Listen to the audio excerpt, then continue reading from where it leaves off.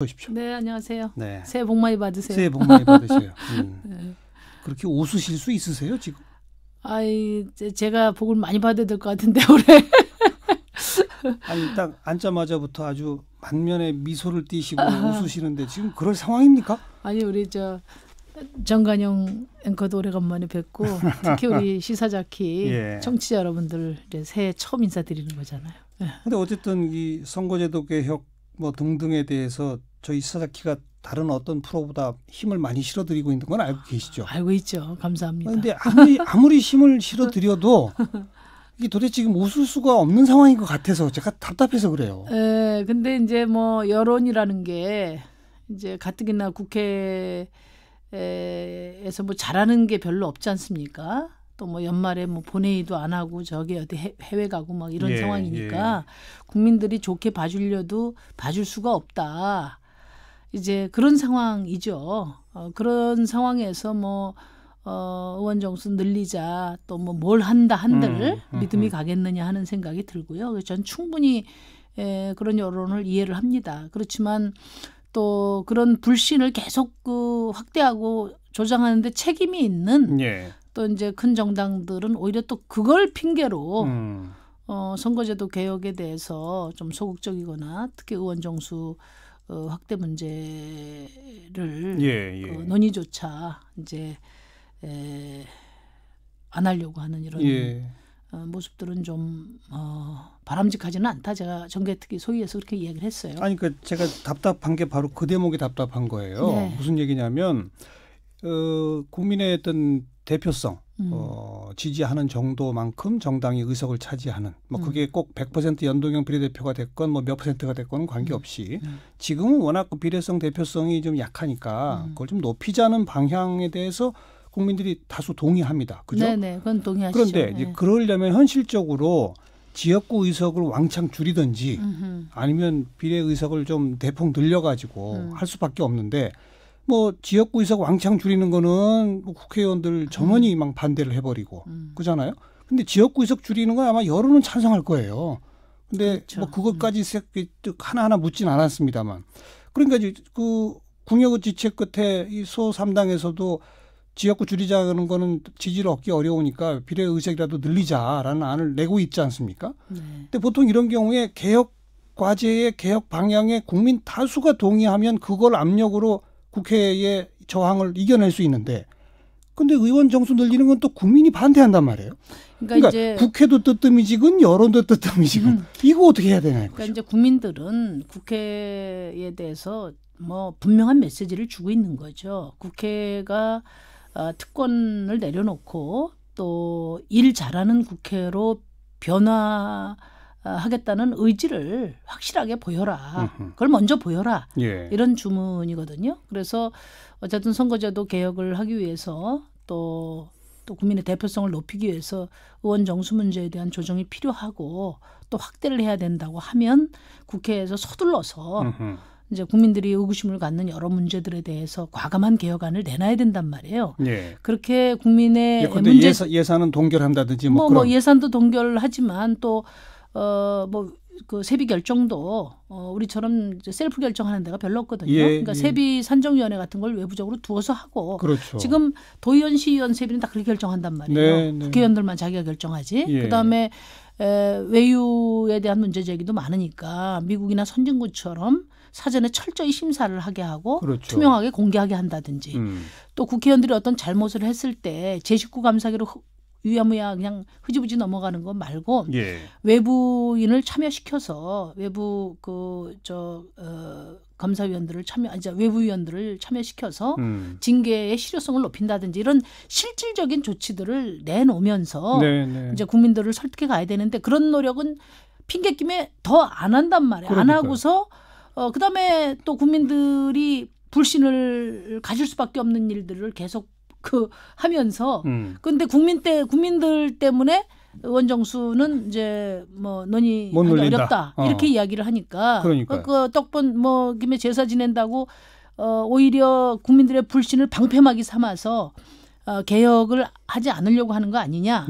물론 저도 의원 정수 확대를 적극적으로 말씀을 드리고 있어요. 정개특위 위원장으로서 의원 정수 확대도 우리 정치 개혁의 중요한 의제 중에 하나이기 때문에 논제로 삼자고 말씀을 드리는 거지만 그러나 우리가 국민들을 설득하기 위한 개혁을 적극적으로 했음에도 불구하고 국민들께서 동의 안 해주시면은 그러면 현행 정수 내에서 그럼 과감하게 지역구 의석을 줄이는 결단을 해서 네. 하자는 거예요. 그것도 뭐 저희는 반대하지 않습니다. 예. 그러면 이제 민심 그대로 국회를 구성하는 그런 제도 개혁을 한다고 뭐 다들 말을 하고 있으니까 의원 정수를 늘리기 위한 과감한 개혁 조치를 통해서 국민들한테 양해를 구하는 노력을 하든지 네. 아니면 정수 국회의원 의석수를 축소하겠다는 내부 강도 높은 결의를 하든지 지역구 축소. 예. 둘 중에 하나를 해야 진짜 선거제도 개혁을 할 의지가 있다 이렇게 볼 수 있는 거죠. 근데 아직 이제 그 점에 대해서는 저희가 이제 이번 주부터 주 3일 동안 논의를 집중해 가기로 했기 때문에 네. 이 문제에 대해서 각 당이 좀 책임 있는 그 안을 만들어 오라 제가 그렇게 주문을 했습니다. 각 당이 아직 당론도 없죠? 솔직히. 뭐 당론을 정해서 당대당으로 협상을 해나가는 것이 과연 바람직하냐. 이런 뭐 방법론상의 문제라면 그것도 이해를 하는데 그거보다는 지금 좀 소극적이거나 또 선거제도 개혁을 좀 외면하는 그러니까 중심 의제로 놓지 않는 네. 그런 측면이 더 크다고 보는 거죠. 각 당도 지역구가 뭐 대도시냐 농촌이냐 뭐 영남이냐 호남이냐 뭐 이런 거에 따라서 의원 하나하나가 또 다 이해관계가 다르다. 그걸 또 핑계로 당론조차 안 만들고 있는 그런 거 아닌가요? 그렇죠. 지금 뭐 어쨌든 큰 당들은 그동안의 선거제도로 일종의 어떤 뭐 가산점이랄까 네. 프리미엄을 좀 얻어왔기 때문에 이제 그걸 내려놓는 게 개혁인데 개혁 이야기를 하면서 다 나 빼고 개혁 아니겠습니까? 예. 정치권에서 정치권이 내려놔야 될 특권을 내려놓고 개혁을 해야 우리 사회도 사회 개혁에 대해서 말할 자격이 있다고 보거든요. 예. 그런 점에서 국민들의 정치 개혁 열망이 높기 때문에 그냥 무시하고 가기는 어렵다고 저는 봅니다. 그래서 국민들께서 좀 강력하게 더 뒷받침을 해주시면 뭐 100%는 아니라도 그래도 제도 개혁을 이번에 어떤 식으로든지 이뤄낼 수 있지 않나. 네. 또 이뤄내야 되겠다 그런 일념으로 지금 임하고 있습니다. 더불어민주당하고 자유한국당하고 두 당 중에 어느 당이 더 싫어한다고 보세요?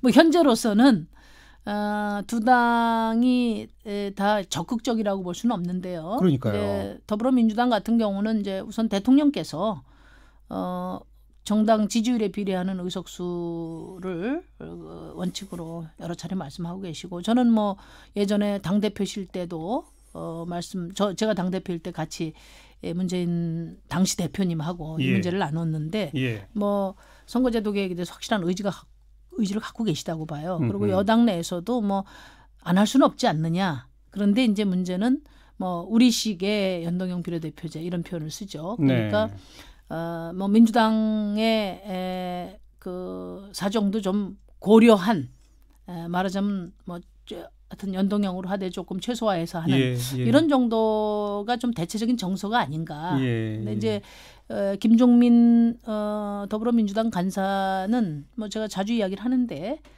선거제도 개혁을 반드시 해야 된다는 의지가 있고 또 이제 뭐 정개특위 중심으로 해서 안을 좀 적극적으로 만들어가겠다는 생각을 하고 있어요. 그래서 남은 1월까지 한 3주 정도 이때 좀 집중적으로 논의했으면 좋겠고 이제 자유한국당 문제인데 자유한국당은 아직까지는 뭐 연동형 비례대표제에 대해서도 뭐 반대 입장이 많은 것 같고 또 그렇다고 뭐 다른 대안에 대해서 어떤 단일화된 입장이 정리돼 있는 것 같지도 않고 그러니까 뭐 선거제도에 대해서는 자유한국당이 좀 적극적인 책임을 발휘해야 될 때다 이렇게 생각을 합니다. 그러니까 더 싫어하는 건 지금 자유한국당 같다.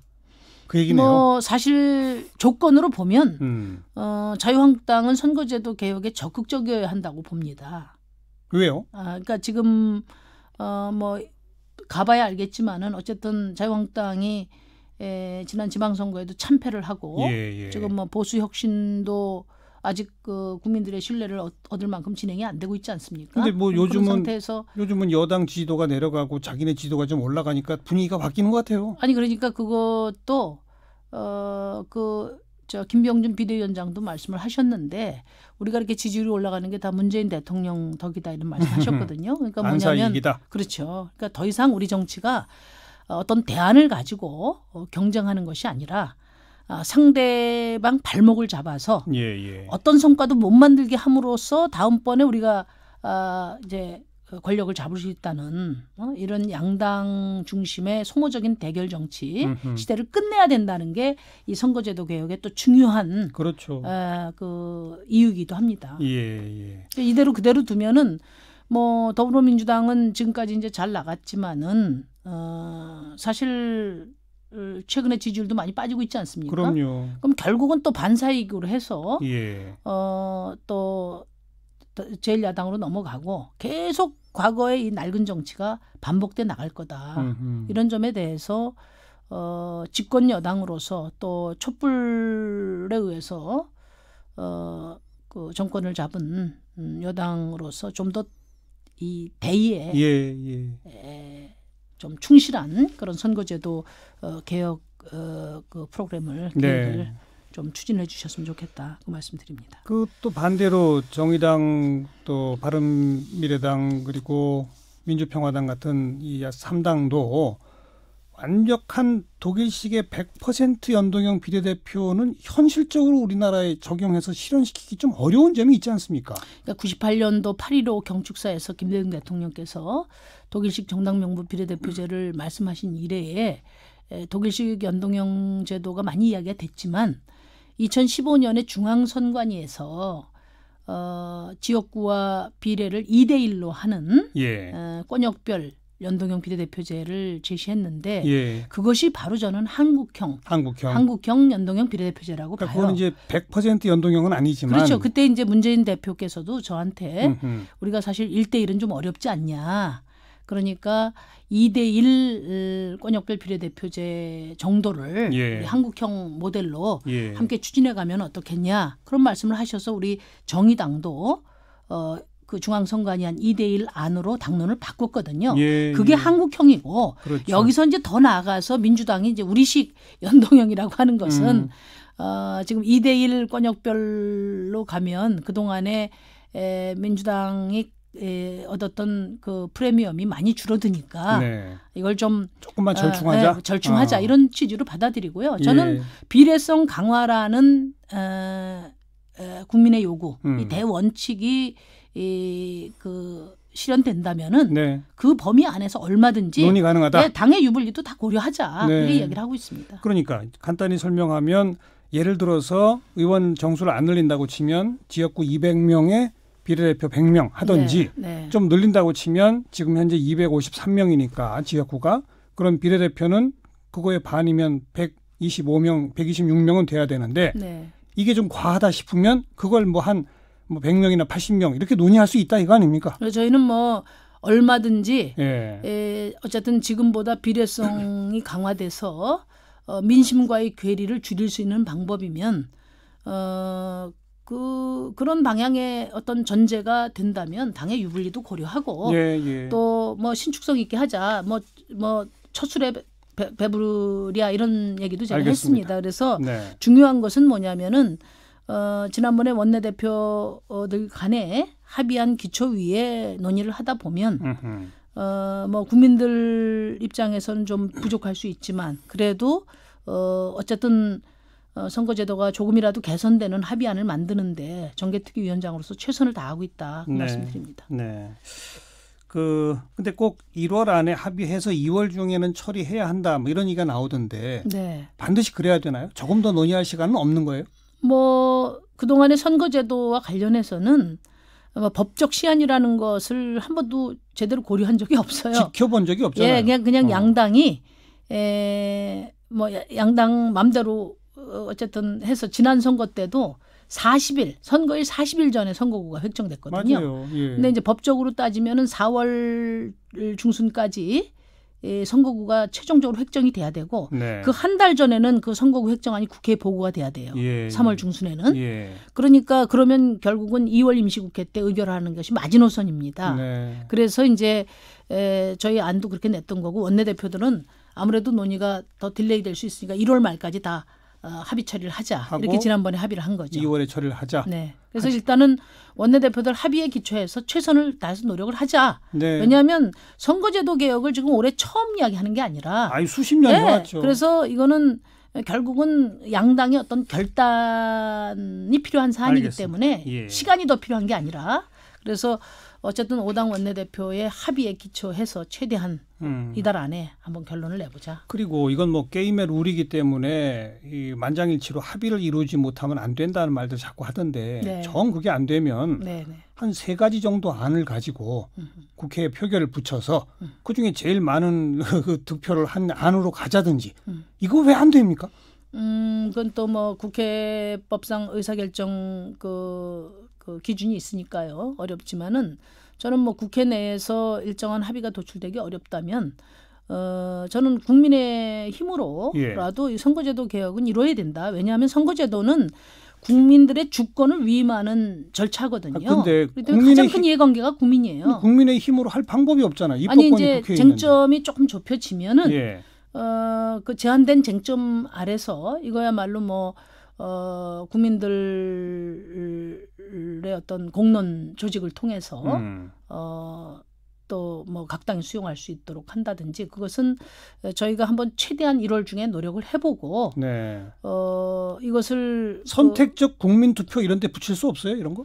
이것도 뭐 그 국가 안위의 중요성에 저는 첫 번째라고 보는데요. 예. 개혁을 위한 첫 단추가 바로 정치 개혁이라고 보는데 그런 중요성을 공감한다면 국민 투표에 붙일 수도 있죠. 대통령께서.